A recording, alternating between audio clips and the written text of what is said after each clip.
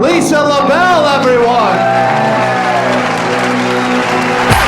Waking up here this morning, just getting a little warmed up.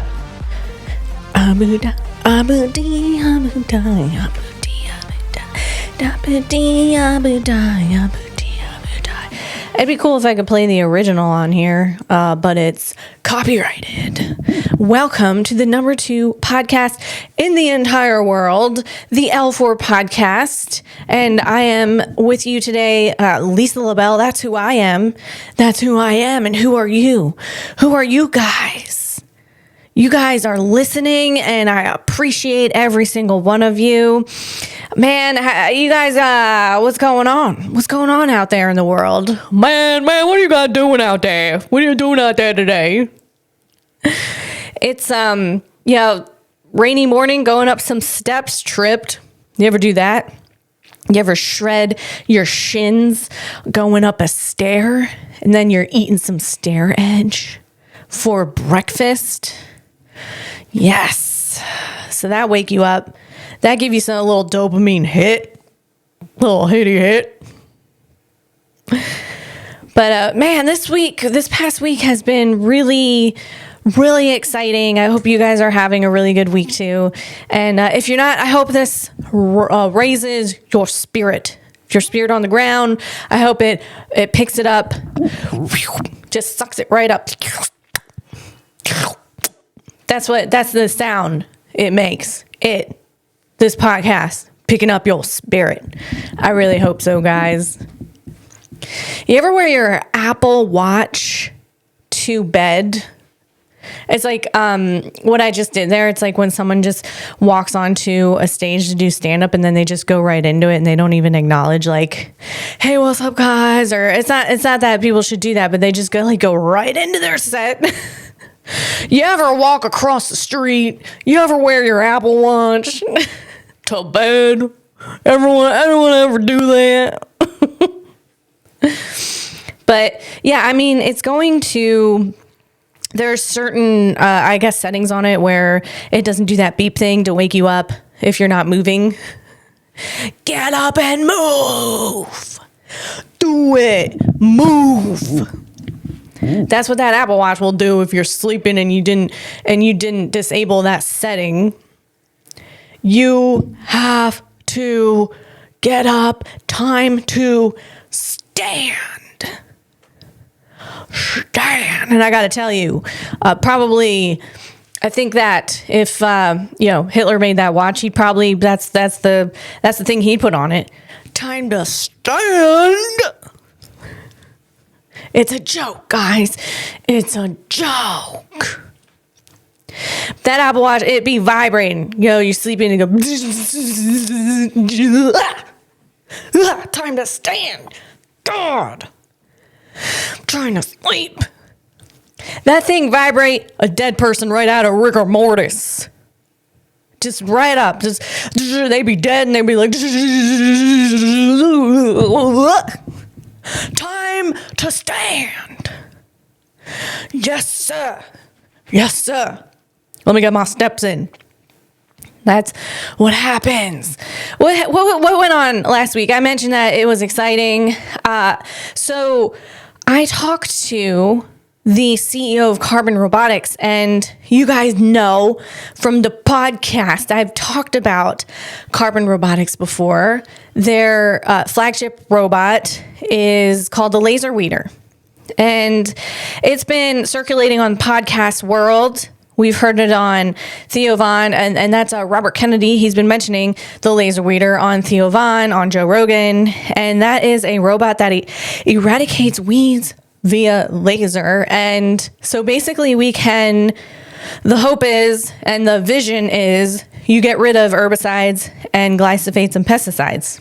So it's not as easy as that, obviously, but we're getting somewhere. So I asked Paul Mikesell to come on to the pod. And actually, I originally reached out to Cameron, and he is a salesperson over there at Carbon Robotics. We were talking, And he went ahead and he coordinated everything. And I was able to, I talked to Paul on the podcast, and it was the most incredible experience I ever had because I was super nervous. Paul Mikesell, he not only, he made this incredible company, he makes everything in-house. And not only is he doing this and pioneering the future of agriculture, he's pioneering the tech future of agriculture. He also has an insanely accomplished background. He had a company called Isilon, and it's basically like data storage. And then EMC bought it for $2.25 billion. A billion, not million, a billion. And you're not just doing that, just being a fuddy-duddy. Like one day you thought of a company and then you just go and sell it. It's so attractive. You just all sell. Like, no, you have to have drive. You have to be a good entrepreneur, and you have to know what the frick you're doing. People who can have a vision and then go ahead and they make it happen, Captain. They execute on the vision. That is mind blowing. So I was very, and then he was also, Paul was also a very accomplished person at Uber, and that's as specific I'll be with that. But he talks about it all on the podcast. I was very nervous, and I think like 80% of my nervousness was because I produced the pod and I had to go ahead and learn how to do streaming, like a streaming pod service. And that was super frustrating. I tried a first software that's like this software is very popular in the podcast world. And I'll just go ahead and say it, Riverside. And they have the worst customer service, by the way. Don't even waste your time. I cannot believe their interface is great. Their editing tools are awesome, but their audio and visual, like it wasn't working with my gear. It wouldn't work.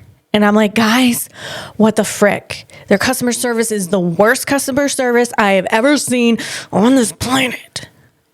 A whole just hours trying to figure that out, and with my very patient husband who was helping me, he was on the other end of it. Meaning he went ahead and I gave him the link, and he went into the link, and he's super busy. So that was really cool of him. And then I tried a different one, and finally I landed on one, but the editing tools are not as great. And but that's okay. We got it done, and it was overall it was a great learning experience. I will not soon forget that conversation. And Paul was just so down to earth and made me feel so comfortable. I feel like I'm just this comedian who knows maybe just enough to be dangerous, but not, talking to someone, a tech entrepreneur who really knows the tech world and things like that. I know nothing compared to that. And so I'm bringing him on. He's coming on to the podcast. He agreed to do this, and I'm like, so that laser reader it's the LED, yeah, and how's it get the weeds? Like, oh my God. So it was just, he was really cool. And he was even really cool with the character I did. I brought Olga Behad on. You got Joy Behad, and then Olga is Joy's twin sister, because Joy Behad, she likes to go after people who do impressions of her. So I brought Olga on. And I didn't check if Joy has a twin sister named Olga, but I'm hoping it's highly unlikely. So that was fantastic. What else is going on? Let's see. I just want to tell you guys though to check it out. If you're a parent out there who's worried about like glyphosates and how it's affecting your health, Paul did mention that he had some health issues, like immune things going on, and it might have been due to these chemicals. I really wanted to get into that, but I didn't have all that much time, even though he gave me 45 minutes, which is, it's a lot, but I would have loved to really dig into that, because I'm sure you guys are very interested in that, as am I. Like, oh my gosh, what kind of issues were you experiencing? And maybe they're the same issues as you guys have seen or experienced or seen in your kids or family members. And I thought that was really interesting, and I'd really like to go get into that. And so hopefully, guys, I have some more guests on in the future. So keep an eyeball out on that. It's exciting. But yeah, so what else is going on? I did a comedy workshop this week, and for me, okay, I'm not this is just my opinion, okay? And I'm not putting anyone down who do these workshops. And some people, I think it could be very valuable for some people to do these things, to get into the community and get to know people and network in that way. I network in a different way, but so these comedy workshops, they basically, you go, there's a speaker, and then you go ahead and do a few minutes of your comedy, and then you get critiqued by the speaker, who is usually a comedian, and you also get critiqued by the person who was putting it on. I'm not saying all the comedy workshops are like this is how this was run, and then you get critiqued by the comedians, and that's cool. There could be some valuable information in that, and I think for some people there is. For me, it's not valuable for me, because I do something. Here's the thing. I want to preface this with, my friend was the guest speaker at this comedy workshop. Love her. She's extremely accomplished comedian. She's incredible. She gave me my very first opportunity when I was very green. I'm still green, but I was like a sprout. I was a sprout. And she gave me 20 minutes at a theater. And I will forever be thankful to her for that. And she's just incredible. She's the most professional comedian I have ever come across. I've ever come across. So, and she critiqued me really well. She knows me, and she had amazing critiques, and I just want to preference that. So her aside, she's a gem. Put her aside, all right? But I just feel like with me, I'm doing something completely different. I am, as you guys know, public relations for AI and technology, because AI has not had great public relations up until now, up until I came into its life, and I spun the block. So up until now, AI and technology and robotics, it's not super exciting to talk about. I mean, robots are cool, but before then, technology really wasn't very exciting to talk about. So Hollywood's like, let's make this exciting, and they did. They turned it into The Terminator and iRobot and Minority Report, and how exciting is that? And then that movie with Johnny Depp starts with an R. It's not reminiscent. Anyway, I was about the AI, and it was like Johnny Depp was an AI, and he was obsessed with this girl. Anyway, so Hollywood took it and ran with it and made it exciting in a super dystopian way. That's how they went with it, and that's it. And then technology is like, okay, we'll just let Hollywood run the PR for us. Black Mirror. So now when someone sees a robo-dog, they're like afraid, because they have no idea how the heck any of this works. They just saw a Black Mirror episode of these robo-dogs, these killer robo-dogs. Like, come on. Owls have better PR than technology, than robotics and AR. How do owls have better PR? Owls, they're not that smart. But we think they're really smart, like wise as an owl. You ever take the feather? You ever see an owl with the feathers off? It pulls the feather in its legs. It looks like it crawled right out the underworld. That's what that owl looks like. Like, why do we think they're cute and smart? What? We can't have that. Owl's having better PR than technology. So here I am. I'm fixing that. I'm changing the trajectory of the future, and I'm trying to make technology and robotics and AI digestible for people and fun. And I'm not doing it as an expert. I'm just here doing it as a comedian. Because how do you make something super technical and boring fun? You put comedy into it. You inject comedy into it. Like, I was born to step right into this role. Ever since I was a kid, I saw my first Popular Mechanics, I think it was Popular Mechanics magazine, and there were robots and flying cars and like refrigerators that talked to you, and you had like a robot friend and like a cyborg dog, and everyone's is like the Jetson family. Holy smokes. Ever since I was a kid, I saw that. I'm like, that needs to happen right now.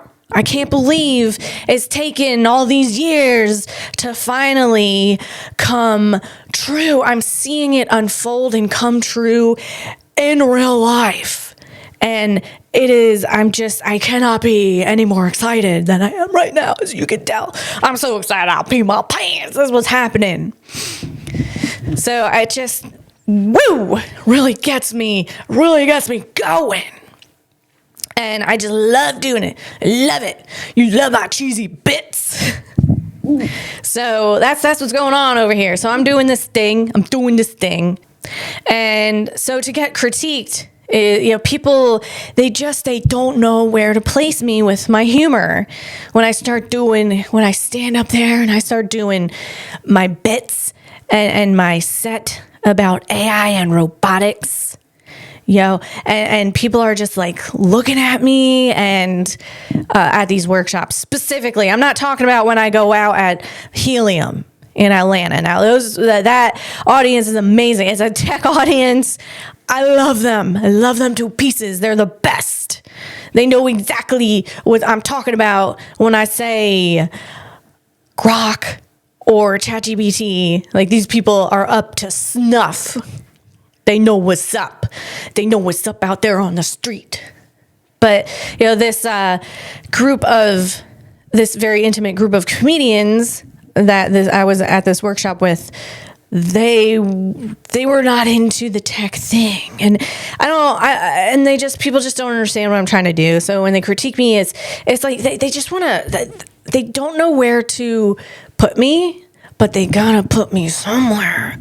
They gotta shove me in a box over here to make themselves feel better that they categorized me in their mind. And I don't like it. I don't like it one bit. Don't be shoving people in boxes when you can't figure them out or when you don't understand what they're trying to do. Don't do it.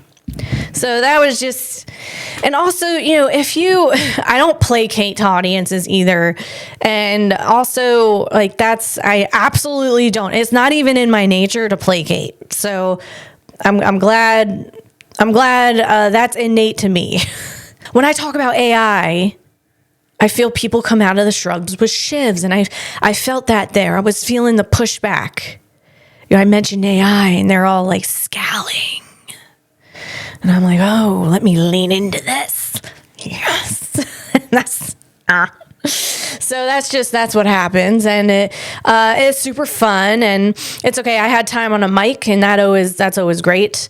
And, but I just, if you're only giving someone a few minutes, 3 minutes, and then your critique is, well, I would have liked, and again, Jessica aside, someone else's critique, I would have liked to see you expand on this.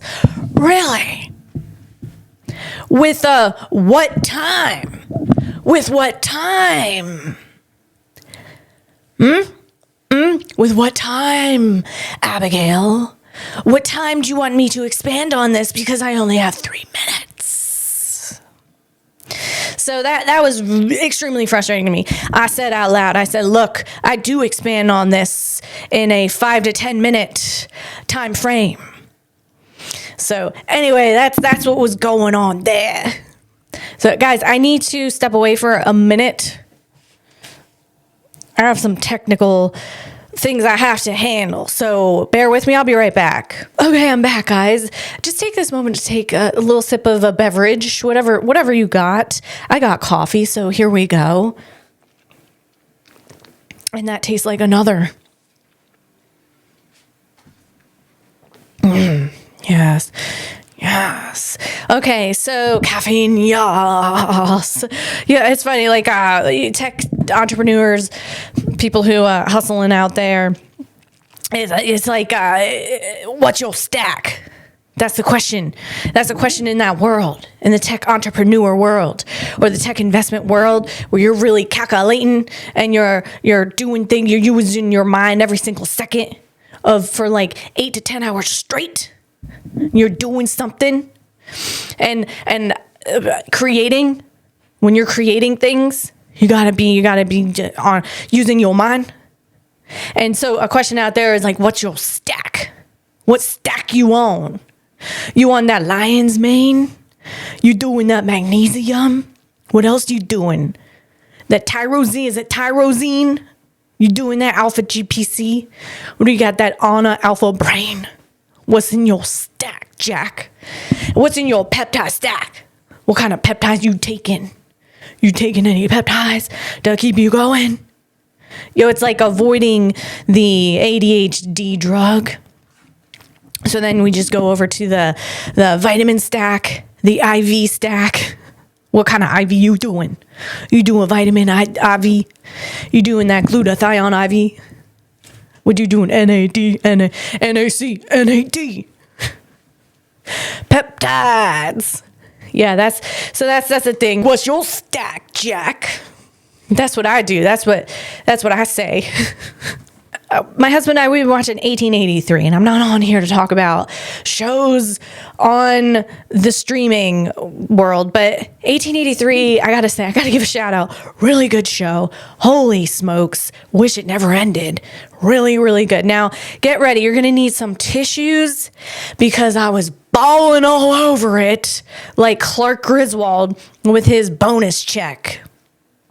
I think I'm gonna bawl all over it. That's what was going on, especially at the end. You're just gonna bawl all over it. But it was a reminder. The end of the show was just a reminder that okay, so there's an old dude in it. You're gonna recognize this old dude. There's a couple old dudes in it, but the dude with the white hair, you're gonna recognize him with a big old mustache. He's in Landman. He plays the dad in Landman. Another good show. So at the end of the show, spoiler alert, the dude, but basically, I feel like almost basically everyone dies. It's just so sad. Like I said, get some tissues. And if Kleenex wants to sponsor me, then let's go. Let's do it, Kleenex. Let's go. Anyway, so yeah, so at the end of the movie, the guy's wife died, and she always wanted to see the beach. So he traveled, got to the beach. And he's like, I'm bringing my wife here. My wife and me, my wife see the beach. So he's out on the beach. And then there was a little hummingbird that came by, and that was supposed to symbolize, like, his wife was there. Okay. So, but I was just thinking, like, back then, when I grew up, yes, I grew up with some computers. I used to play Commander Keen. Does anyone know what I'm talking about? Does anyone know?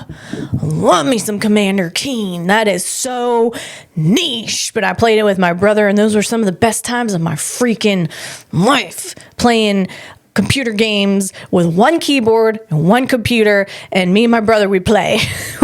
He had these little keys on the keyboard over here. I had these, and we play a game together, and it was freaking fantastic. But we didn't spend a lot of time doing that. I spent a lot of time outside and with nature, and I think that this whole point of like this dude sitting on the beach and then the hummingbird came by.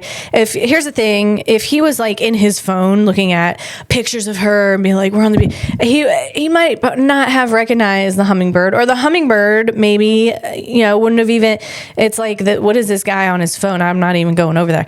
So just if you want some solace in your life, if you want some peace, you're not going to find it on the cyber world, in the cyber world, because the Lord, he don't live in the cyber world.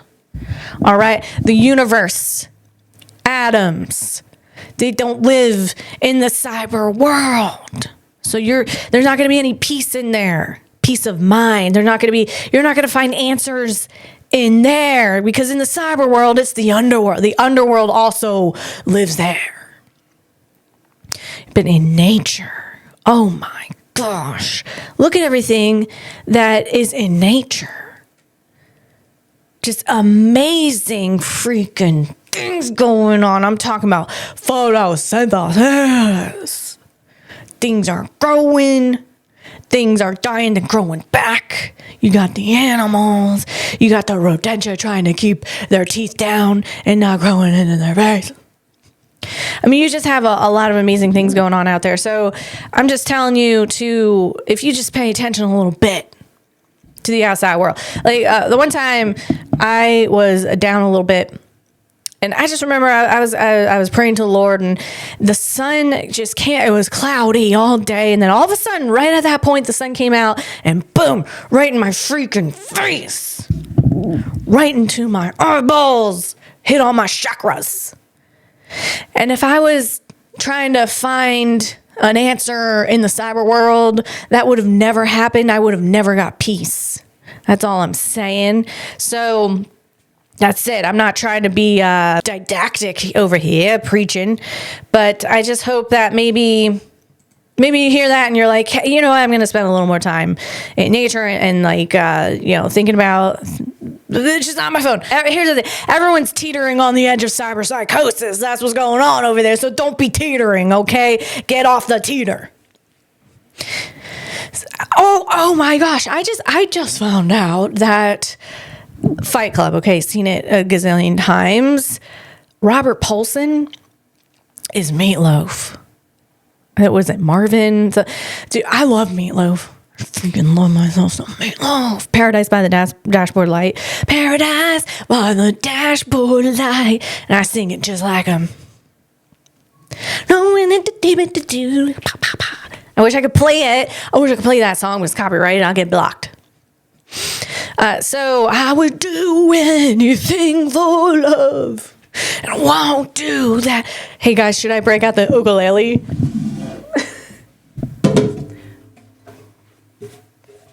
I would do anything for love. Okay. Oh lordy. And that's a Fender. That's a Fender ukulele right there. That's my dad got that for me. My first ukulele was not a Fender. It was like just a kind of a beginner ukulele. And then my dad got me this beautiful Fender ukulele. Anyway, so I found out that it was Meatloaf because my husband, we were watching a movie and I'm like, hey, that's a guy who plays Robert Paulson in Fight Club. And he's like, no, it's not. It looks like him. But the guy who plays Robert Paulson in Fight Club is the Meatloaf. And my freaking mind blew out my butt, man. So that was cool. We were going through some old memorabilia from my husband's childhood. And he brought, it was a photo album, but it was there was no photos in it. There were stickers. Do you guys remember stickers? Oh my God. What about those like poofy stickers? You know, the whole He-Man collection with Skeletor. I was like, oh my God, this is amazing. And then there was a whole page of the scratch and sniff stickers. Do y'all remember those? What were we sniffing? I don't know, but I remember it was freaking amazing. You get a bunch of scratch and sniff stickers and you're scratching them. You're like, and then you're like, and then you go to your friend, you gotta smell that one. And then you go to the other one like, God, that tastes like chocolate. You gotta smell that one too. Yes. Anyone remember Lisa Frank? All those erasers, stickers, notebooks. Yeah, it looked like, I mean, she was definitely on psilocybin, that woman. So that was a really fun going down that memory lane. That was super fun. If you have any kind of memorabilia like that, guys, look at it like once a year. Because it's like, yes, it's so fun. What else is going on? What did we watch? It was the new Mission Impossible. That's what we watch on the weekend. We watch a movie on Saturday night. That's our date night. And it was a new Mission Impossible. And those movies, like, yeah, they're going to be pretty solid. You know what to expect. And I was just thinking, though, there was like submarine things going on, you know, like biohazard signs. You ever come across anyone with a biohazard tattoo? This is where my mind goes when I watch a movie. This is what happened, guys. Welcome to the inside of my brain. I'm like, I feel like there's someone out there walking around with like a biohazard sign. Maybe by their lady part. Oh my God, please. Oh Lord. Oh Lordy, Lordy. I think that's real. I think people are doing that. Oh, hazard. Oh God. By their lady part or by their arsehole. Like a biohazard sign. If you come across anything like that, I think just get up and get on down the road. I think that's just a warning. It is a warning. It's a clear-cut warning. Like, you don't need to ask God for a sign. You know, you're with someone, you're getting intimate, and then you see a biohazard sign. Like, there it is. There's no other way to deconstruct that. There's no deeper meaning. Get up and get on down the road. Especially if by the lady part. Good God. Unless you want to stick around for some of that rusty submarine torpedo snack, Jack. God, what? What? All right, what's going on? We have a lot to get into over here. Let's see. One more thing. I was listening to the podcast Moonshots with Peter Diamandis. And he had on, it's one of his co-hosts, Salim Ismail. I hope I said that right. He's Indian Canadian. And he is essentially, like, he's a professional disruptor. He helps organizations understand how technology is accelerating at a rate that traditional business structure can't keep up with. That's what he does. That's what he's known for. And he was just telling them, Peter Diamandis and the other two co-hosts, he had... Oh, well, this is what was going on. The guest was Andrew Yang. I'm going to try to get him on my podcast. I'm not a political podcast by any means, but Andrew was willing to have the conversation around what are we going to do when people start losing jobs because of AI. And I am like, I want to know, what are you going to do, man? If you're out there, like, what can you do for people? So I'd really like to talk to him about that because he's willing to have that conversation. And it's a really interesting conversation. Check it out, Moonshots with Peter Diamandis, Andrew Yang. But basically what Salim was saying is he had Andrew Yang on his own podcast because Salim also has his own podcast. Everyone has their own podcast, and then we go on other people's podcasts. And I think that the world is just going to stop working because everyone's going to be busy going on everybody else's podcast and no one's going to do any work. Like, no, people farmers are not going to farm because they're going to be on a podcast, and people aren't going to be making contact lenses, so people aren't going to be able to see, or glasses, or medical supplies, or anything really. Everything's just going to stop working, and no one's going to really, no one's going to know what's happening. We're all just going to just kind of fade out because everyone's just on everyone else's podcast. That's what I think. So anyway. So Moonshots, and man, I'm taking a really long time to explain this. I'm recognizing I'm taking a really long time to explain this. We haven't even gotten to the tech part. Jeez. Okay, so Salim had Andrew Yang on his own podcast, and he was saying it was like, I think 45 minute conversation, and Salim forgot to hit the record button. Oh my God. a podcaster's worst nightmare.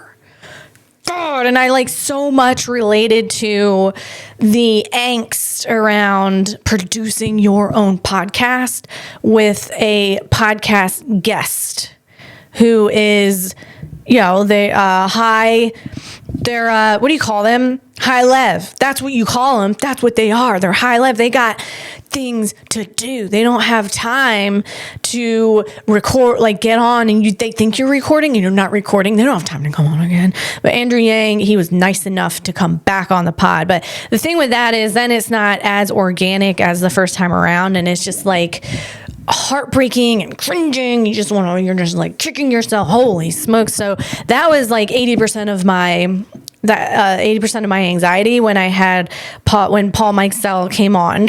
It was like, oh my God, I can't forget to hit the record. And then is it going to record? And it records all these separate audio files and video files. Are everything going to come together? Well, it didn't come together. And that was like disheartening, but I got all figured it out, man. You figure it out. You figure out how to work with what you got.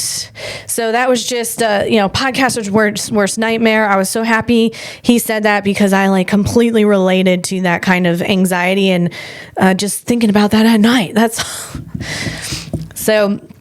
All right, let's get on down the road. Let's get into the tech portion. I think I covered everything this week. Oh my God. I just learned about, I have to tell you guys this because this is just blows my freaking mind, man. Okay. So let me pull this up. I just learned about from Brian. Oh, he's a physicist. His first name is Brian. And let me pull this up on Gemini. He's been on, like Conan O'Brien, and he's been on Joe Rogan, and so now I'm gonna have to go ahead and tell you the dude's last name.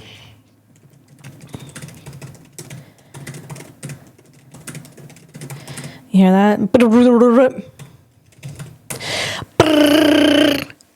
Type a little faster than that. Jeez, going over the mic. We're gonna chicken wing the mic and type. Okay, Brian Cox. Good God. Brian Cox. I want to say Brian Greene, which here's his books right here. That's where the laptop is on. Brian Greene's book right there. No, it was Brian Cox. He was talking about this. That's where I learned that from. And he's talking about the most massive black hole that we have found in the universe. Okay, Ton 618 powers a quasar. And I think the word quasar is a super fun word. So quasar is short for quasi-stellar radio source. All right, for all you nerds out there like me. But all you nerds, you actually know that. Me, I'm just learning that right now. Am I going to remember it? I need to go over it again and again and again and again, like Groundhog Day to remember it. But I'll remember, it will stick eventually. Quasi-stellar radio source. So when astronomers first saw a quasar, they looked like faint stars, but they were emitting massive amounts of energy from billions of light years away. Ton 618 is the massive structure at the center, and the quasar is the blindingly bright light it produces. Ton 618 is famous because it's one of the most massive black holes ever discovered. To understand how it powers such a bright quasar, it helps to look at its sheer scale. It's roughly 66 billion times the mass of our sun. I'm trying to, like, what's the mass of our, I'm trying to really, like, what does that mean? It's a lot. It's heavy. It's super heavy. So diameter, the shadow of this black hole, this is the most mind-blowing part. The event horizon is 390 billion kilometers wide.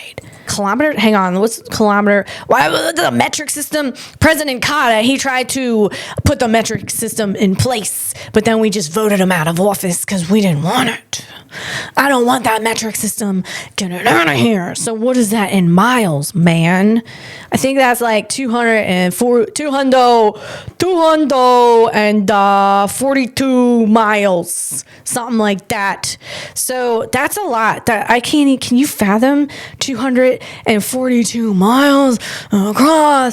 I mean, that expands, I think, our whole little universe over here to Pluto. It's insane. This black hole is mind freaking blowing. So that's what I discovered yesterday, and it was really cool.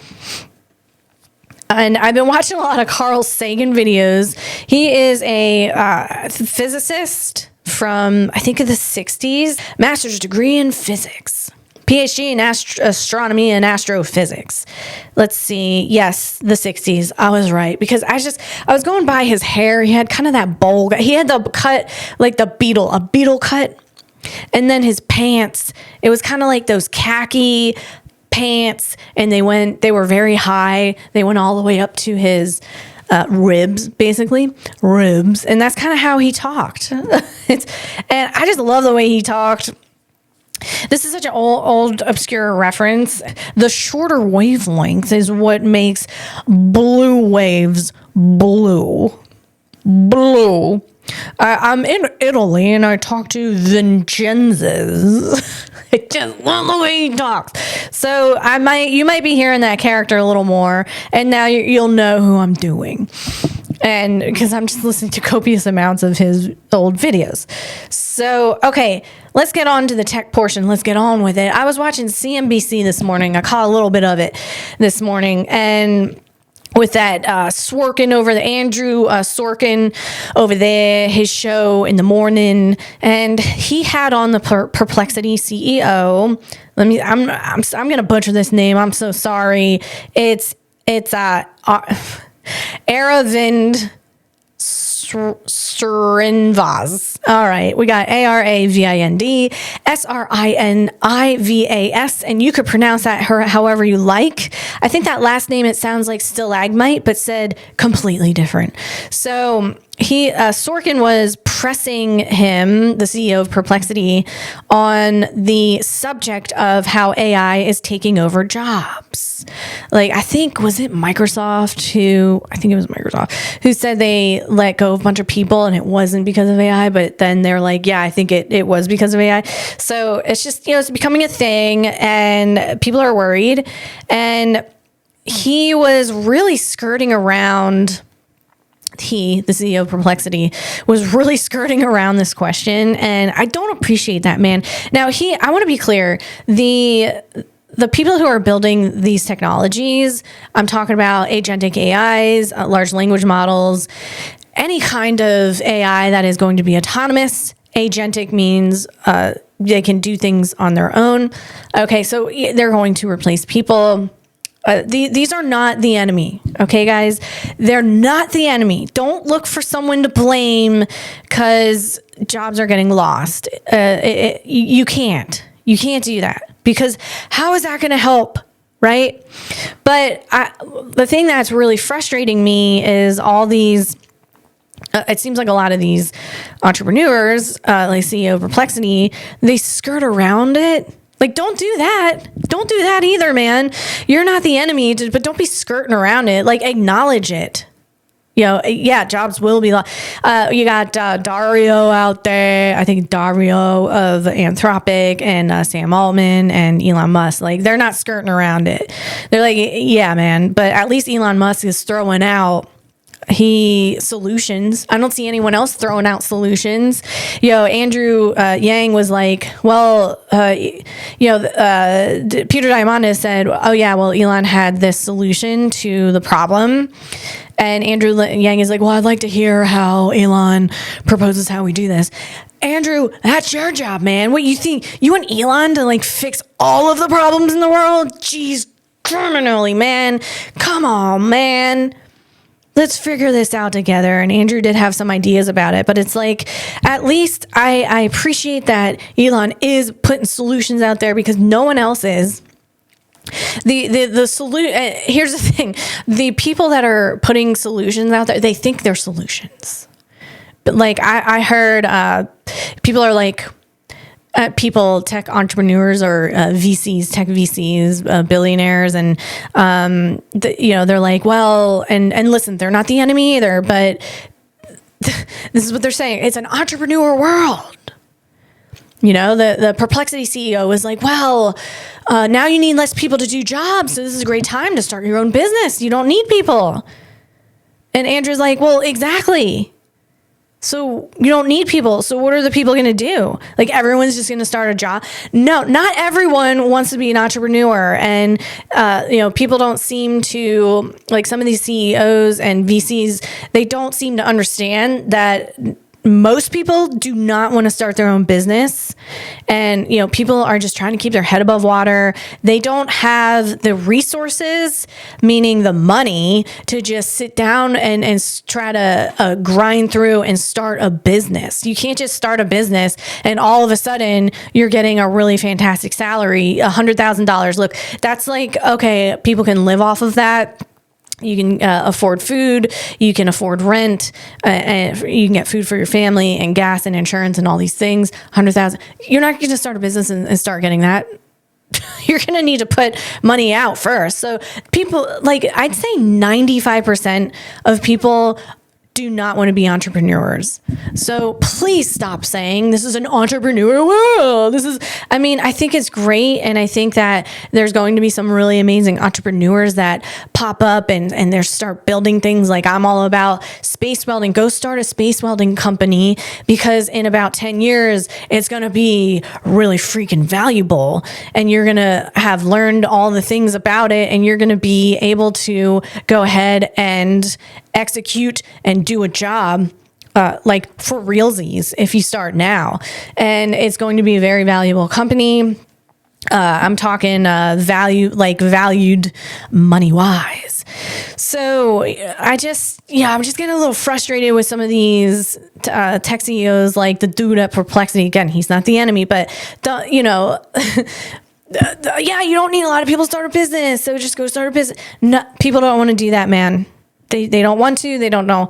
First of all, they don't know how. They don't know how to vibe code, and they don't want to. They just want to go work for someone, get a paycheck, come home, and be with their family. That's what most people want to do.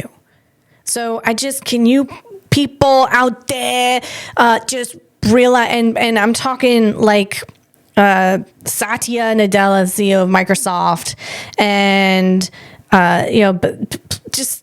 Blah, blah, blah, blah, blah. And there were some people on Moonshot. Some of the co-hosts were saying, like, oh yeah, this is a great, like, this is entrepreneur world and it's good. I think, go ahead. If you want to be an entrepreneur, do it. But most people don't. So can we talk about that? Can we talk about that a little bit? Can we talk about that? I'm seeing it in the comments too. Like, people are like, I don't want to start my own business, man. What do I do?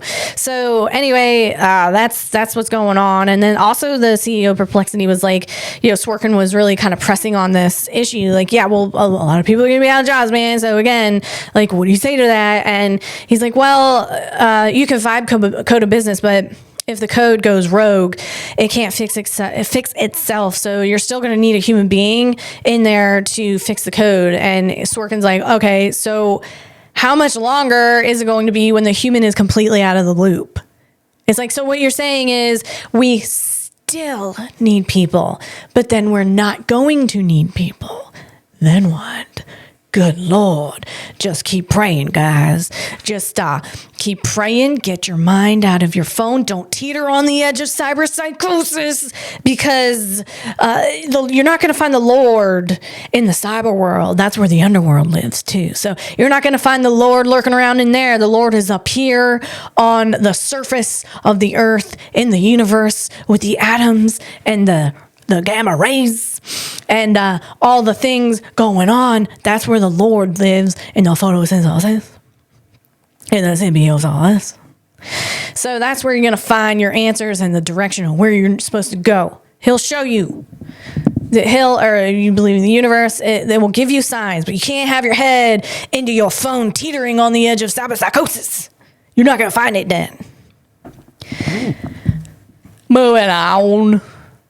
Okay, we have, speaking of Satya Nadella, the CEO of Microsoft. He was CEO of Microsoft since 2024. Let's see. So this is interesting. He's talking about Agent 365, extending identities that they have for humans to agents. So basically, I'm going to play this clip, and then I'll let you know where my mind is at with it.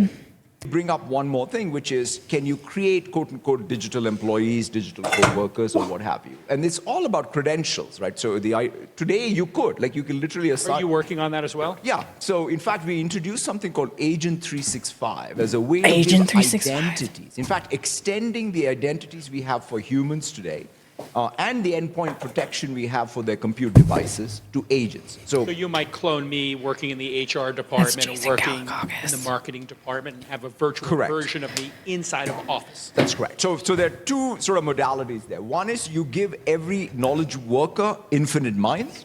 That's kind of one.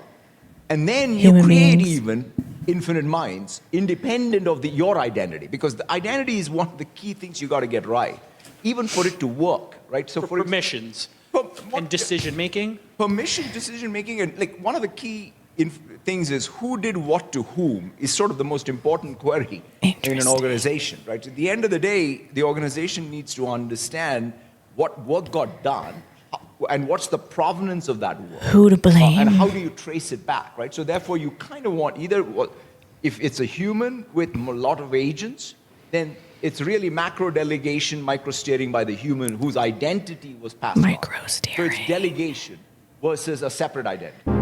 Okay, so a few words to pick up on. Micro steering, how to be able to trace something back. So this is what I deduced from Satya Nadella talking about Agent 365. It sounds to me like Microsoft still wants a human being in the loop to blame when an agent goes rogue.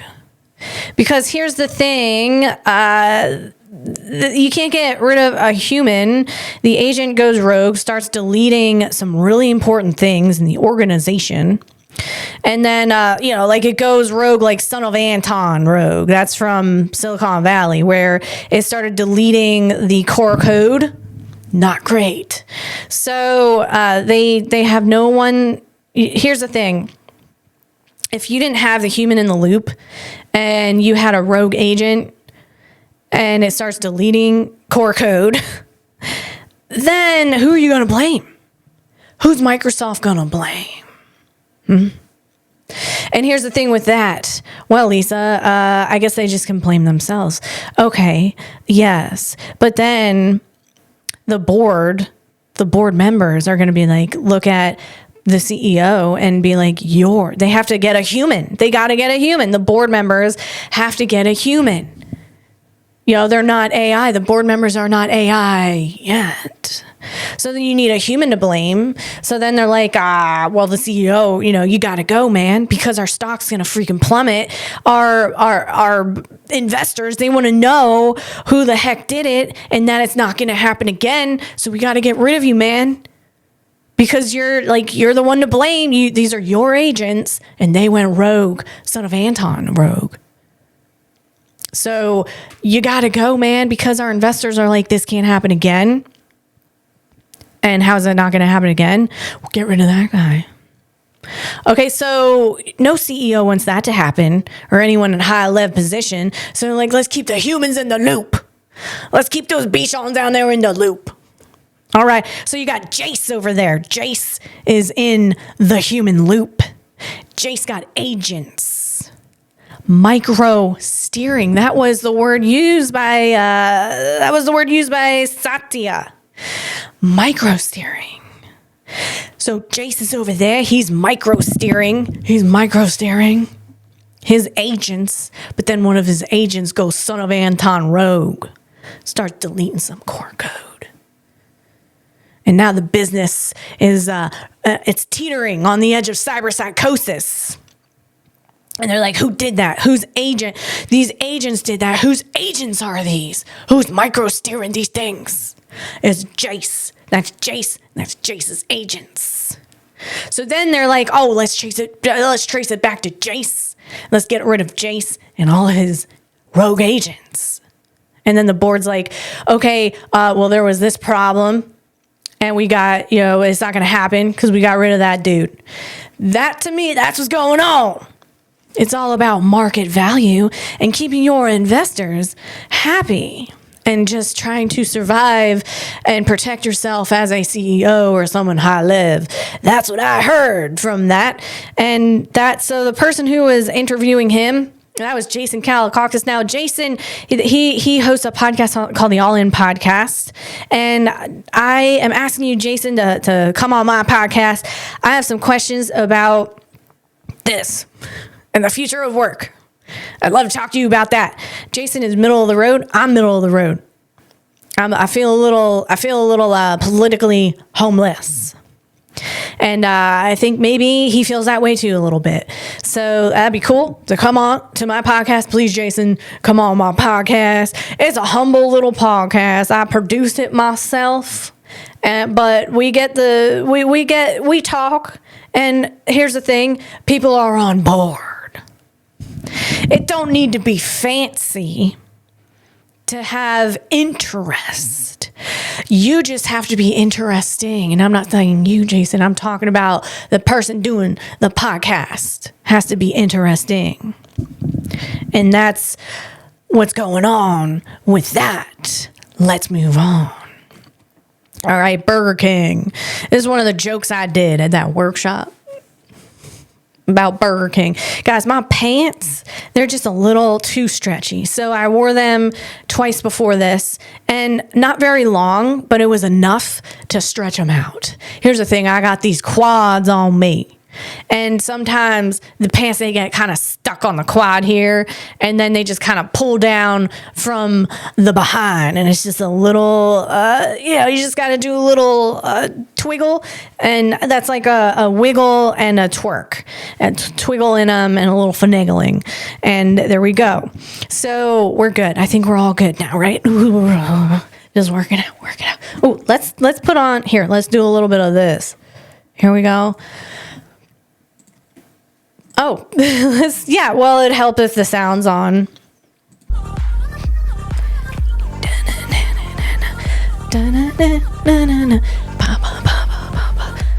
Guys, I'm excited. I'm just so excited to do this. Yes. And do da da boo dee da boo da da boo dee da boo dee da boo da.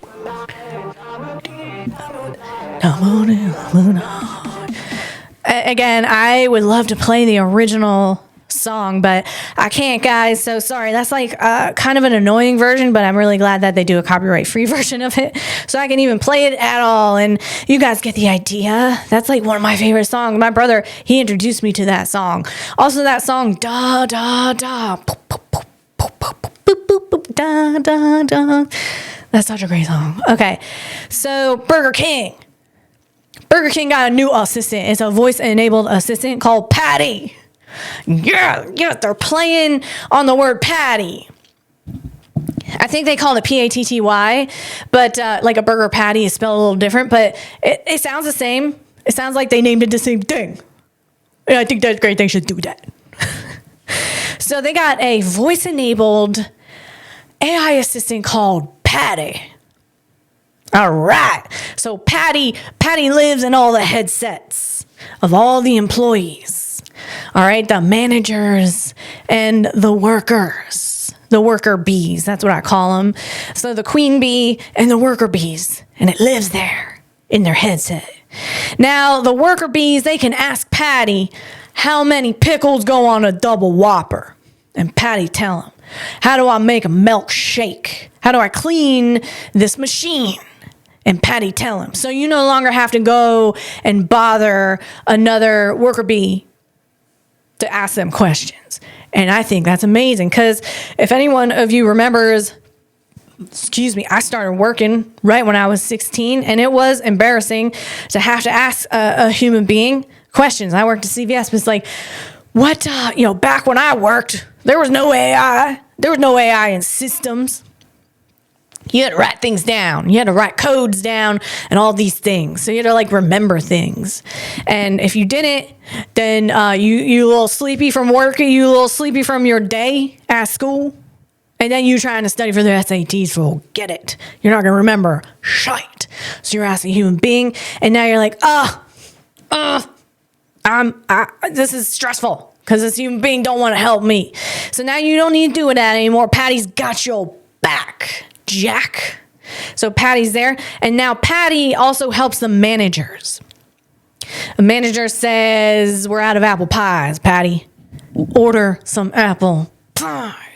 Or like, we ordered too much ketchup, cancel that order. Patty has access into all of Burger King's proprietary data system. Their inventory, everything, even the menu.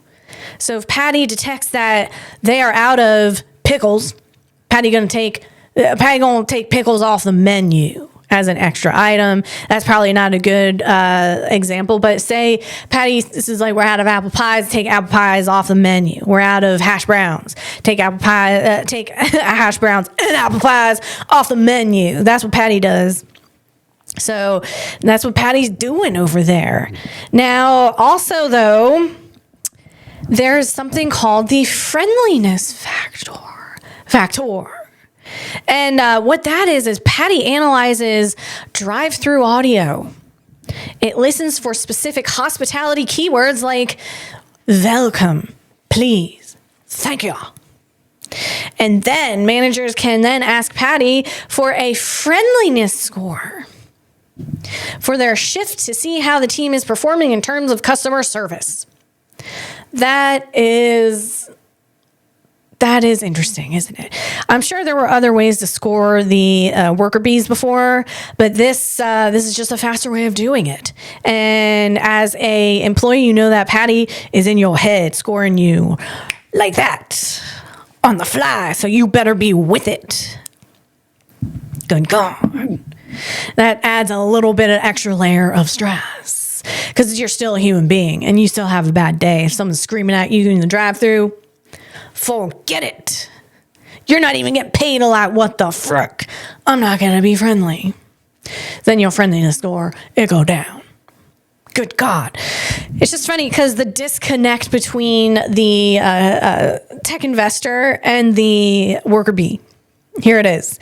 There was a dude on Moonshots with Peter Diamandis, and he was saying, he's like, yeah, this is cool. Like, this technology is so cool. And it's actually kind of fun as an employee to be talking to an AI agent, you know, especially if you're there by yourself and you're like, whatever, doing some cleaning machine, you have like an AI agent to talk to, and kind of fun.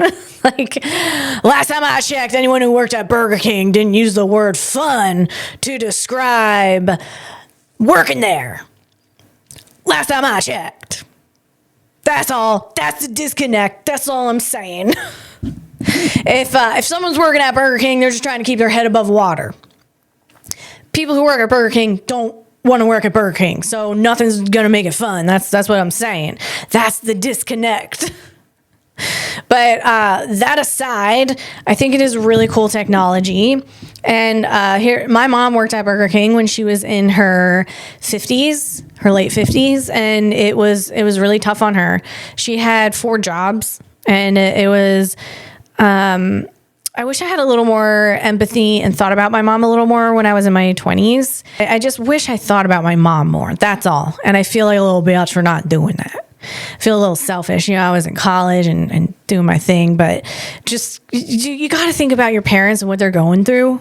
You know, it was the year that my mom got like really bad pneumonia. She don't tell anyone this. She's in a hospital and died. Like, what the frick? But yeah, she's very hardworking, tough woman. She's in her 70s and she's still working 3 jobs. She's not at Burger King though, because Burger King ain't fun. It's rough. And Patty, it wouldn't have helped at all. So, but going back to Patty, I think it is a cool technology. Now, Patty is powered by the underlying AI brain is OpenAI. They contracted with OpenAI to make Patty. So that's what's going on now. Why is this different from any other fast food restaurant? Because other fast food restaurants are implementing AI, but they're trying to take the human out of the loop completely.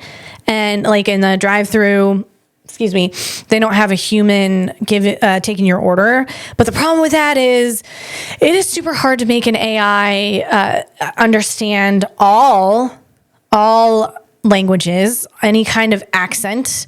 You got kids screaming in the back seat.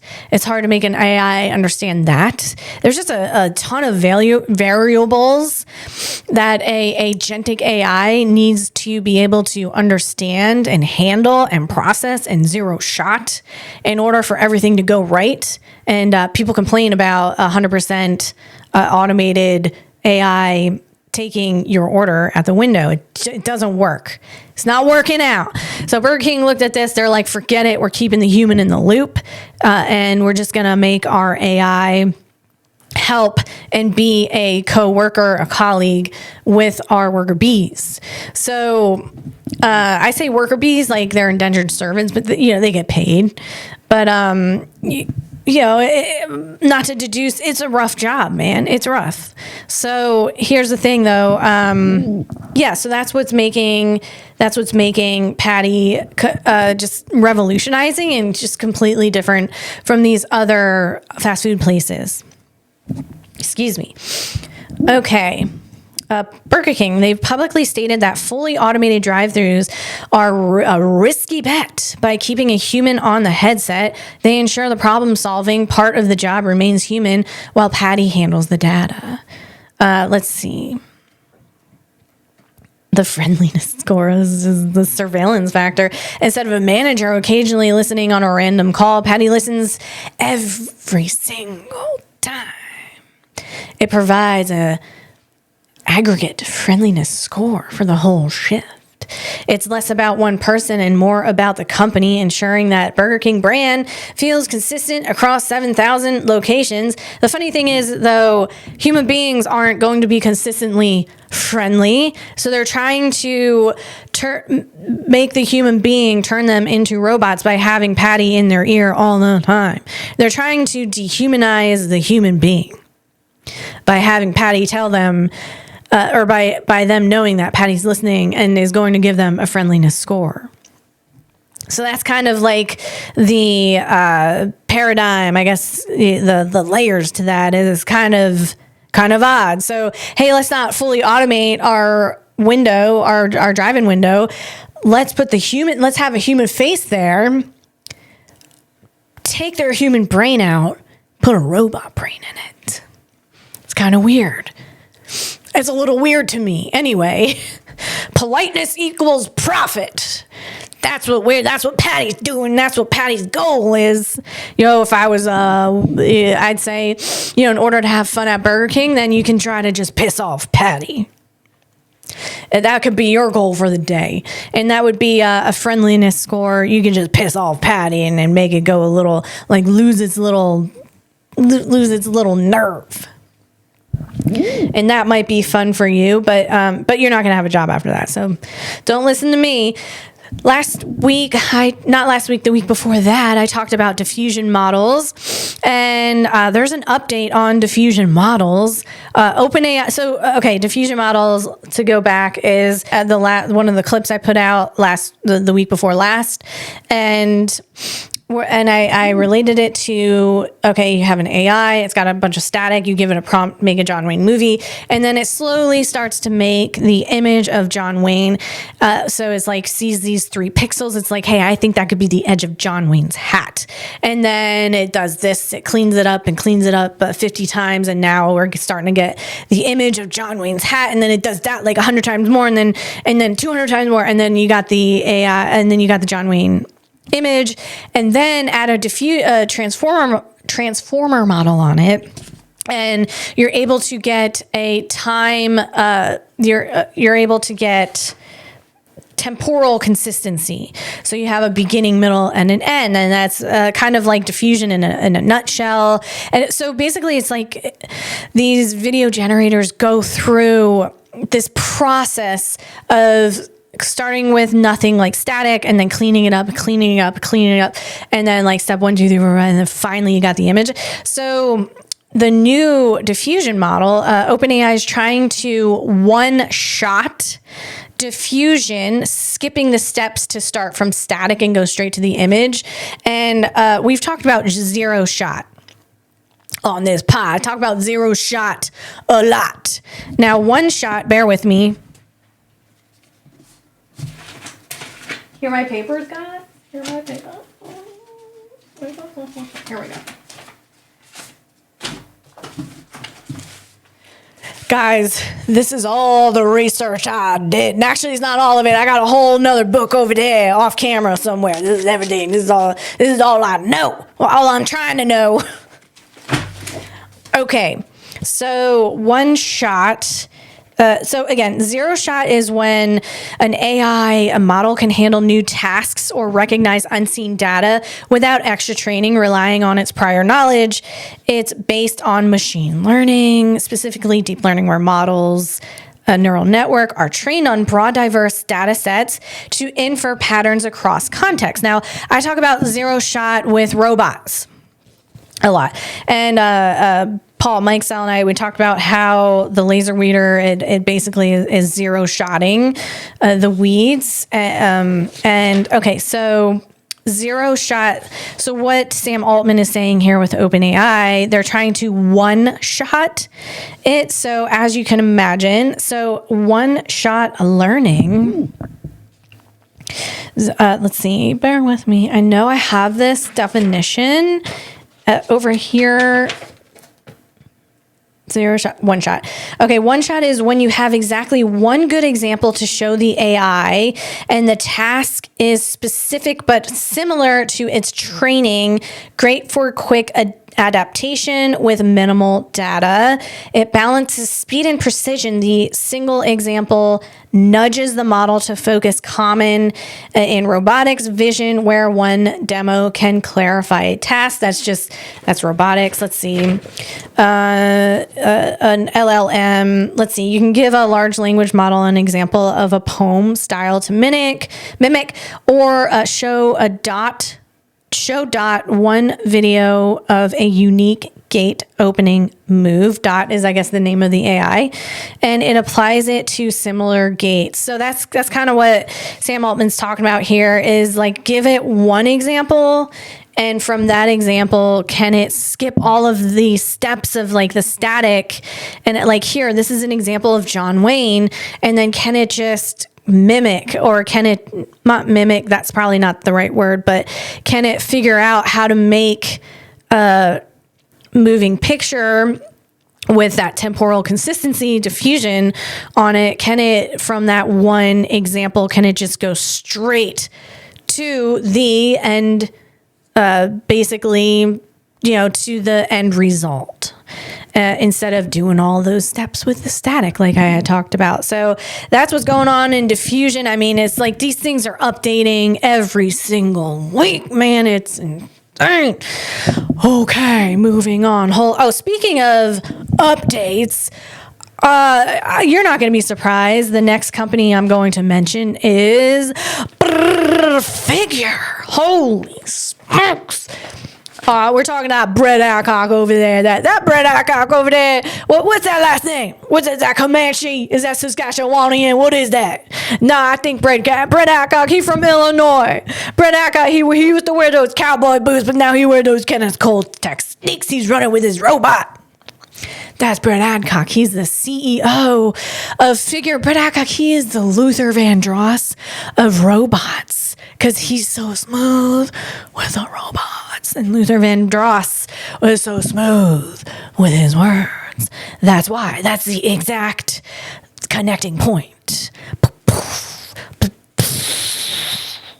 That's what's going on. What's going on? All right. I don't know, man. That's good. Let's just keep going. All right. You love it. You love my cheese. Okay. So we have a new Figure update. What? Didn't we have a new Figure update last week? Yes. There's another one. Did you not hear me? you better put your ears on or head for the high seas, because it's getting crazy around here. Gosh, listen to me. There's another figure update.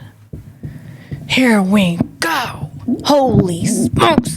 Okay, so figure, we have a 2-minute video of uninterrupted, it's uninterrupted footage of figure cleaning up a living room and doing various things.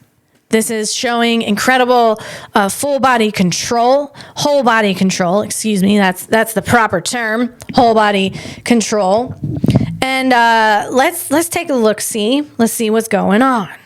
I'm going to put my Hans device on for this, though, guys, because this video is going to blow your head right off your neck. It's going to snap it right off. So you better put this on to protect it.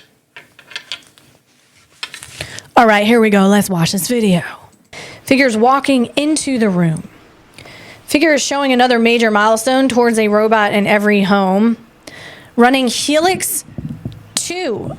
Helix is the brain of Figure, guys, at that Bot Q factory. Oh, Figure just took a towel off of his arm. He's spraying the table. Guys, he is cleaning the table. Oh, Figure just swooped. Oh my God. Figure just swooped that towel. Hang on. We got to see that swoop. All right, let's see the swoop. In slow-mo. Here we go. Swoop towel. Oh my gosh. All right, ladies. Hold on. Ladies, hold on to your panties. Here we go. He's cleaning the table. Oh my God. Oh, let's see that again. Oh Lord. Oh Lord, let's see that again. Here we go. He's cleaning the table. Fingers cleaning the table. He's about to swoop that towel. Here we go. Oh! Woo! Woo! Did that send a gamma ray up your peach? Girl, dude. Oh my God, that was a perfect swoop. Holy smokes, ladies. Ladies. Not only is he cleaning the table, you don't have to clean the table anymore. Figure, I'm giving it a gender, okay, is swooping the towel across his shoulder in a perfect, just in a beautiful, smooth movement. Holy smoke. That's like a towel snap. Figure is swooping.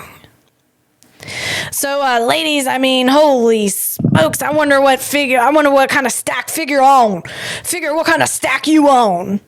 You on the lion's mane? What you doing, that Alpha GPC? You doing some magnesium? What kind of peptides you on there, Figure? I want to know. You getting some foot induction electricity? Is that how you get charged? Some gamma rays up your peach. Little extra gamma ray there. With that beautiful swoop.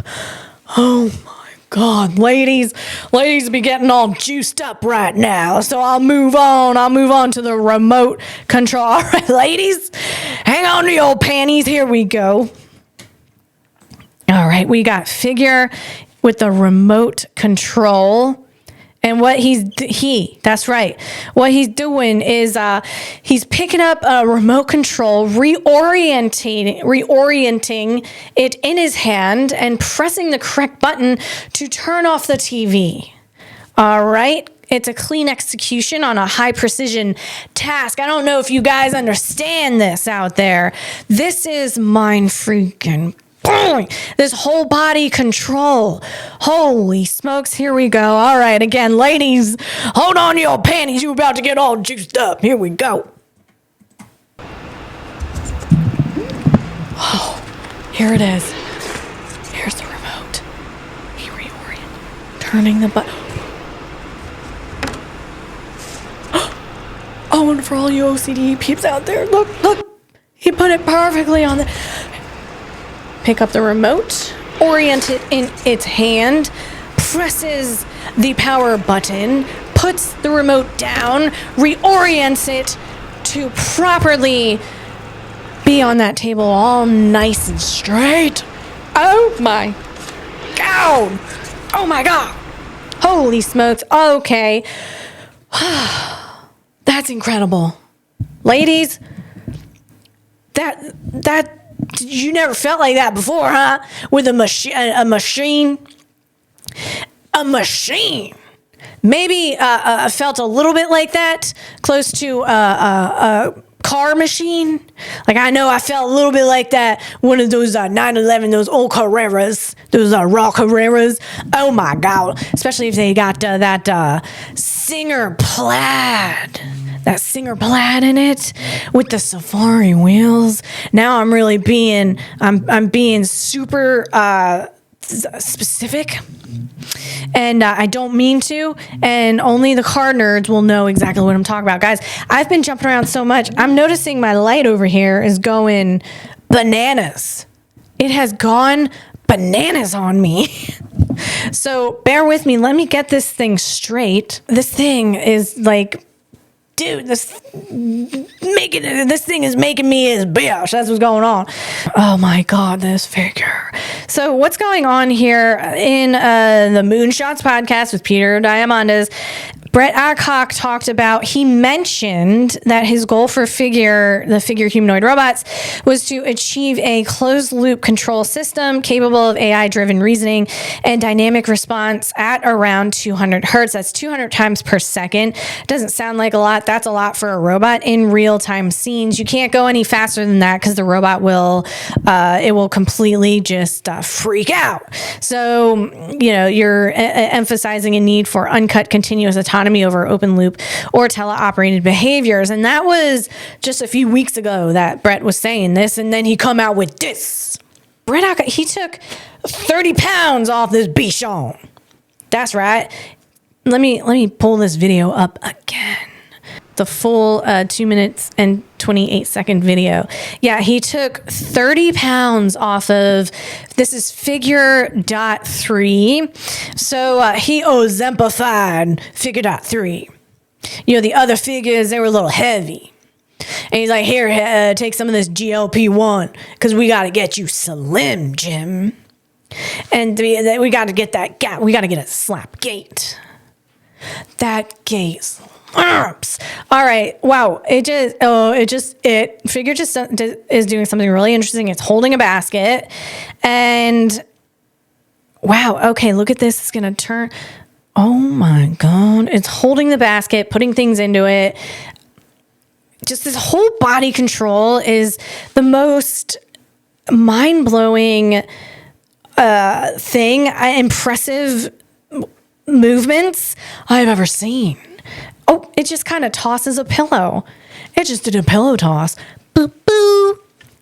That's so cute. Figure's so cute. Okay, so again, Helix 2.0 has a it's a 3-layer hierarchy. That's what I'm saying. It's got System 0, System 1, and System 2. So I could just go over that real quick here. System 1, it's the fast thinker. This is like the 200 hertz, right? The 200 cycles per second. So, bear with me. So we have the 200 hertz in System 1.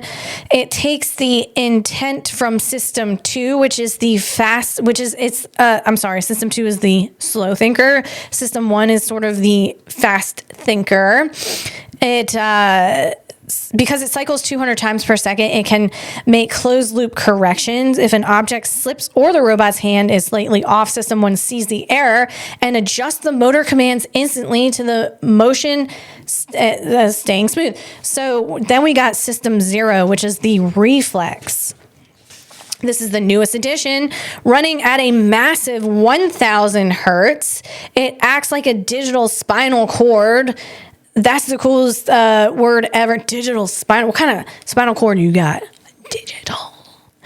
Let's get digital. digital. Okay, so it handles balance, gravity, and basic posture by offloading these reflexes to system 0. The higher systems 1 and 2 don't have to waste brain power calculating how not to fall over. They just focus on the task. Guys, I want you to understand what it's taking for Figure to be running fully autonomous, this uninterrupted 2-minute, 28-second video. I'm just trying to help you understand out there what it takes for a robot to do this, because we just see a robot we kind of expect a robot to move like that, but why hasn't this been happening like before this? Why is this only happening now? Because it's really freaking hard to do. It takes a Brett Adcock. All right. It takes the Luther Vandross of robots to do something like this. It takes a whole lot of things. It takes Jensen Huang to be coming into the timeline with his graphic processing units, the Jetson Thor. It takes him, and it takes a person like Brett Adcock and his team to do something like this, because guys, it's just, a robot's not just walking in and picking things up, it's calculating. Remember I said an AI brain, what does it do? It calculates everything. It's always calculating. This is what should give us extreme awe and appreciation for the human body, because good God, if we had to calculate every single thing we did, like every hand movement, every hand motion, everything like picking this thing up, taking this cap off, putting it on my lips, applying what kind of pressure I apply to do this, what is this, how much pressure do I apply to put this down? Like, that's what a robot is doing. Can you imagine? That's what it's doing. How stressful is that? Holy these things are so what it takes is this 3-layer hierarchy. That's what it takes to have a robot be moving that smooth. It also takes a neural net. Brett Adcock mentioned that they got rid of the C++, or all of the lines. I think it was like 190,000 lines of code. That was like $100 a line. And he made the decision, like, there's no way they can move forward if they keep these lines of code. They got to make it a neural net. That's also what it takes. It takes a lot because of the calculation.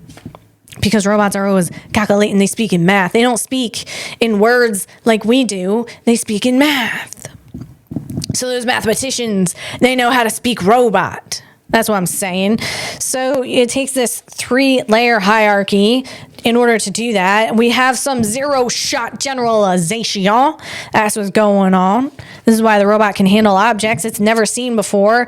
Instead of being programmed for a specific red cup, it has learned that the general physics of grasping from thousands of hours of human data. It intuits how to hold a new object based on its weight and shape without needing a script.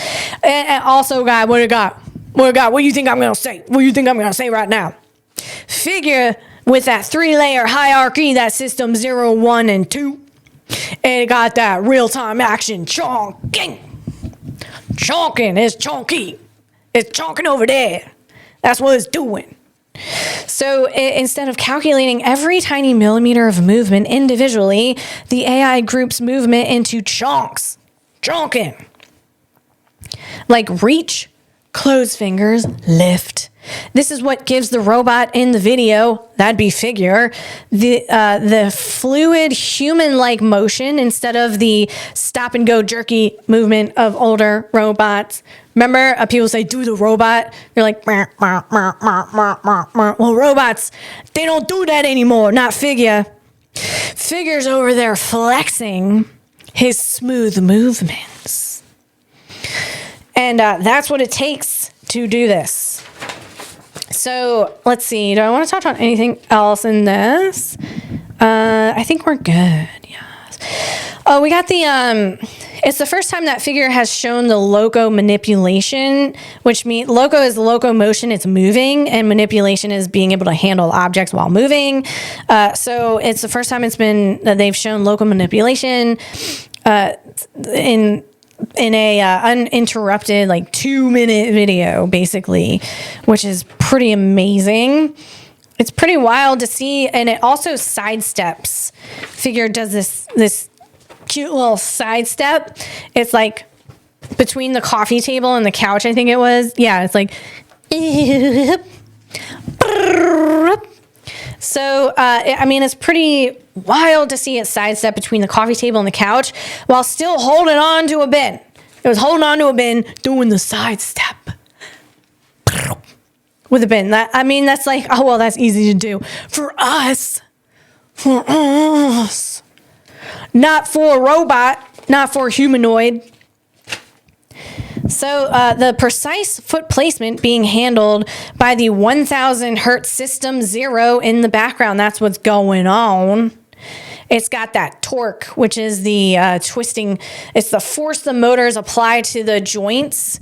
And that's what makes it possible, like when it was spraying the table and it's able to wipe the table. That's some torque going on there, but it's able to like control it. It's able to control its body from not like falling over from the torque or the force that it's using to apply to the table. And that was a little general, but I think you understand the point. So let's move on. I want to show you this though, a Buddhabot. We have Buddhabot. I think it's cool that cheap robots that just work enable folks to come up with goofy applications like this. That's Chris Paxton over there. That's what he did. He tweeted this Buddhabot. And I do believe this is Unitree G1. And we have a Buddhabot. It's a Unitree G1. Let's see. I've been given the role. So it's a monk. The Buddhists made Unitree G1. They accepted him into their people, their tribe, as a fellow monk. And that's what Buddhabot's doing over there. So I think we need some more Buddhabots in the world. Dressed like that. And just walking around Buddhabotting it up. Doing Buddha things. Putting your chakras at rest. Relaxing those chakras. So let's see what else we got here. Oh, Claude. We have a new Claude update. Claude now has Cron Jobs. Cron. Cron. And I talked about this with OpenClaw. That's that lobster. You guys see this in New York? They got that lobster over there looking at the bull. You know that big old bull in New York? Well, they got a lobster sitting there on the ground just looking at it like this with his claws. Like, I think it's funny. And but now I'm not talking about OpenClaw. I'm talking about Claude, but that's Anthropic. But I'm going back to OpenClaw because I did a whole episode almost on OpenClaw and OpenClaw and Claude pods. It's like 142,000 swarm bots that are autonomous that walk around the internet and they go ahead and they look at things. And then OpenClaw let's see, what was it? Maltbot, and it was Claude pod. Anyway, Claude bot.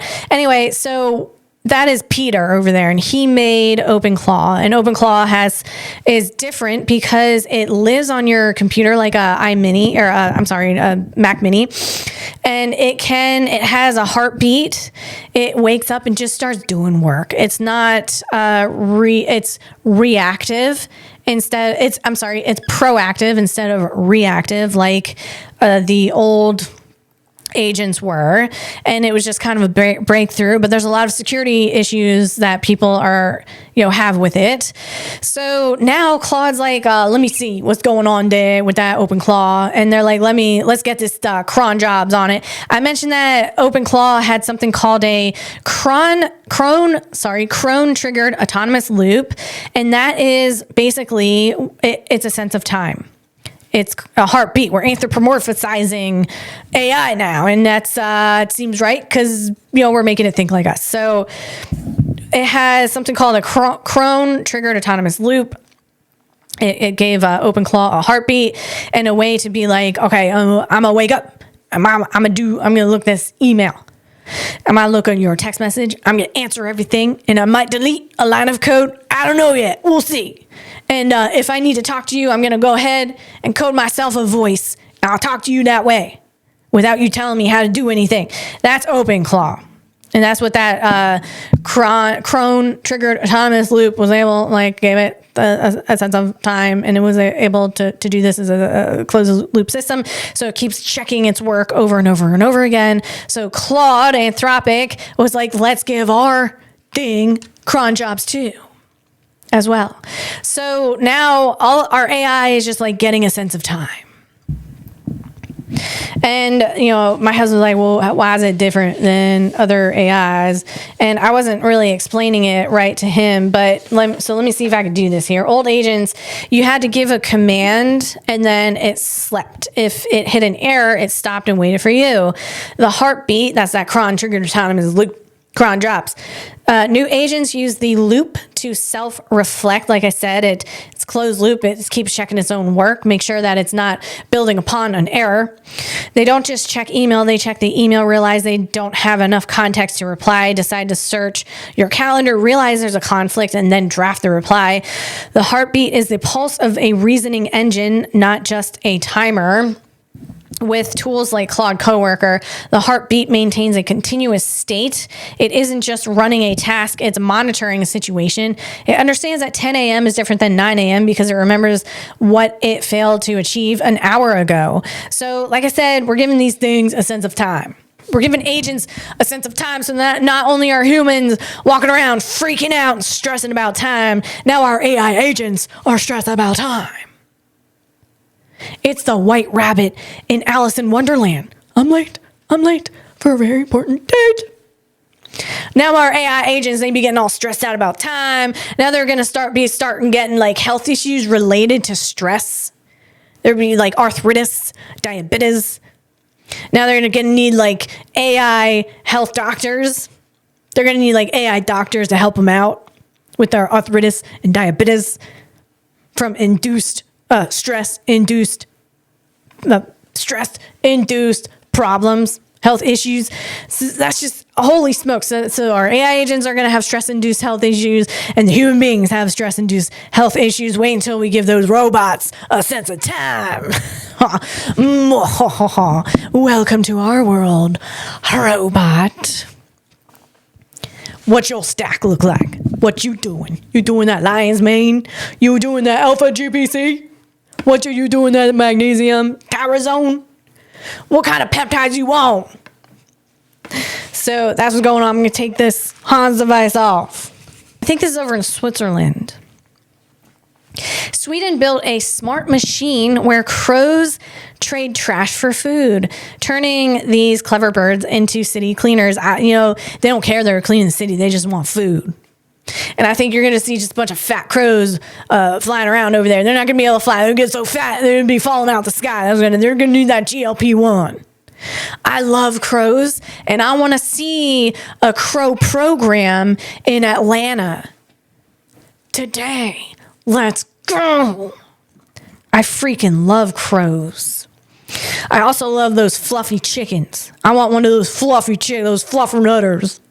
Those little fluffy little nutter butts wobbling around, crowing, looking for the ladies. All right, what else we got here? I think I'm going to save this for next week. It's the fly brain. If anyone saw this, holy smokes. They basically took a blueprint of a fly brain, of a fly that flies around with his wings, and they took it, the brain. Maybe we'll just go over right now real quick. What do you think? We should go over right now. Let's go over right now. So they basically took the blueprint of a fly brain, and that's called a connectome. It's like the wiring of a fly brain. And then they put it into Mojo Co., which is a hyper-realistic physics simulator. So they took the blueprint of a fly brain, they stuck it into a simulator, and then that's it. They let it, they're like, okay, let's see what it does. What's it going to do? It started walking around doing like fly behavior. It was grooming itself, reacting to things, grooming, reacting to things. Let me pull this post up. I mean, with zero training, the grooming its antennas, walking in distinct gaits. It was walking in that fly gait without ever being like, no one used reinforcement learning to tell this simulated fly, this is how you walk with that gait. This is how a fly gait walk. All right, you need to walk like this. This is your gait. You a fly, and this is the gait you have. They didn't do that. They didn't tell it anything. They just put the brain, the fly brain that they had, they had simulated, like they figured out what a fly brain is, blah, blah, blah, brain is, and then they stuck it into the simulator and it started walking around, grooming its antennas, walking around with that fly gait, doing fly things, trying to impress the fly ladies. And that is mind-blowing because they didn't tell it how to like be a fly. That's all they did. Like, here's the brain. This is how a fly brain is constructed. Boom. And then it started like boop, foraging for food. It's pretty amazing. 95% accurate, and that's really good. And the only other, the other 5% would be neurotransmitters and hormones. Like, you can't really simulate that yet. They haven't figured that out yet. So let me see the breakdown here. We have a post. This is absolutely insane. Scientists copied a biological brain and made it move inside a computer. Researchers scanned a fruit fly brain, neuron by neuron, from electron microscopy data. Scoops. The brain contains about 125,000 neurons and about 50 million synapses. The firing, when things happen, make you move, clean your antenna, synapses. They recreated the entire connectome, that's the fly brain, as a digital brain model. Then they plug that brain into a physics simulated fly body. Sensory input goes in, the digital brain processes it, motor commands come out. The simulated fly walks, grooms, and behaves like a real fly. No training, no prompts, no reinforcement learning. The behavior was already inside the wiring of the brain. That might be the first step towards uploading minds into computers. And that sounds a little eerie to me, just a little bit. Because does that fly, does it can it feel? Hopefully not, like pain and stuff. Oh God. Okay. Yeah, that's a little wild and a little mind blowing. And I think, what if, imagine, okay, here's the side of it I'm thinking about here. Scientists, let's see, this is one of the strangest things happening in tech right now. Scientists put 200,000 human brain cells on a chip and taught them to play Doom. What? A little different than the fly brain thing, but still, my whole point is, imagine just waking up in Doom. Holy smoke, you'd be sweating right off the bat. You'd be sweating like Reid Hoffman eating Thai food. If you just wake up in Doom one day, go, go, go, go, go. Oh my God. You just have to live. Survival. That's wild. Okay, so on that note, I'm going to end this podcast. I had such a freaking fun time with you guys today, and I cannot wait to see you again on next week's podcast. Bye, guys.